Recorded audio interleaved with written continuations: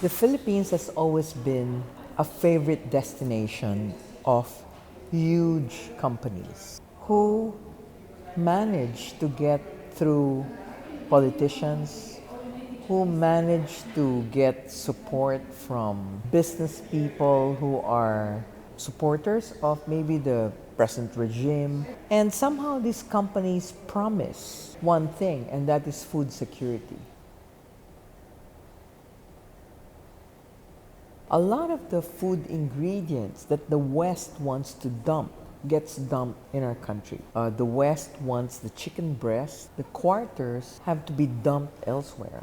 And who takes the quarters? The fast food chains, who are, of course, also Western and local, but they do it because the shareholder wants profit.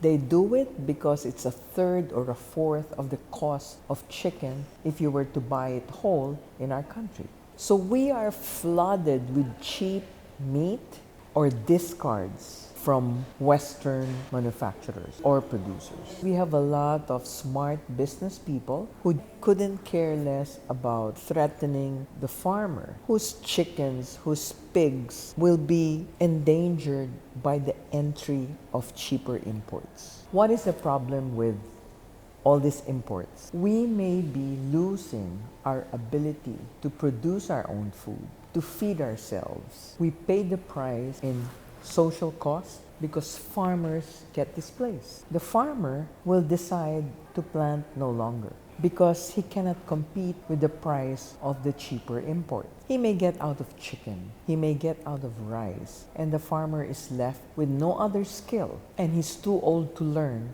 anything new. And he does not even want his children to get into farming. So we are losing not just this generation of farmers, we're losing the next so many generations of our food producers.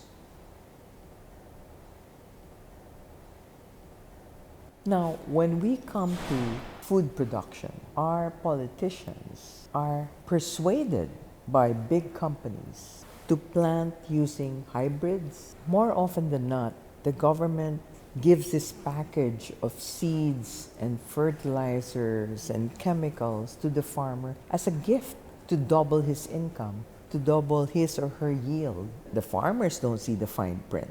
You're going to get double the yield if you use this pesticide, if you use this fertilizer, because farmers are made to believe that there's a better, faster way to making money. So they get tempted by that promise of gold. What is sad is that farmers do not know the after effects or the long-term effects of submitting to such a system that requires him to be beholden to another firm, company, or product. These modern seeds, you can plant them anytime. You can harvest rice 3 times a year.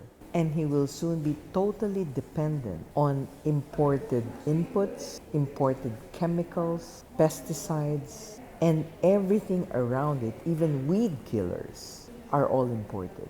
But that easy solution is sold to farmers who are unknowingly getting dragged into this pit. So our farmer is now totally confused, poor, and distraught because of all these imports and because he can no longer plant the way he used to after all the promises of bigger yields and better life. It's actually not turning out that way. He will soon lose his seeds. We pay the price in loss of diversity of our food system, of our crops, chemical inputs, and pesticides. It destroys the soil, and to regenerate the soil needs a very precious thing called time. Climate change is exacerbated by the use of chemicals and pesticides. When the farmer wants to make a change and go back to the usual organic and natural farm practices that he grew up with, as a people, as a culture, it's not going to take overnight. As the saying goes, to everything there is a season. It's better when the farmer does what his forefathers taught him, which is to save seeds, to plant only what's in season, or to harvest what's in season, to plant when the time is right. Rice, from what we know, is harvested once a year. And it's enough for the farmer to harvest that rice to feed his family. A seed is replanted by a farmer throughout his whole life and the next generation's life. It's better to be self-sufficient than to force a farmer to produce better yield, but at the expense of ruining the soil, at the expense of not being able to save our seeds that have been given to us, and that contributes to biodiversity.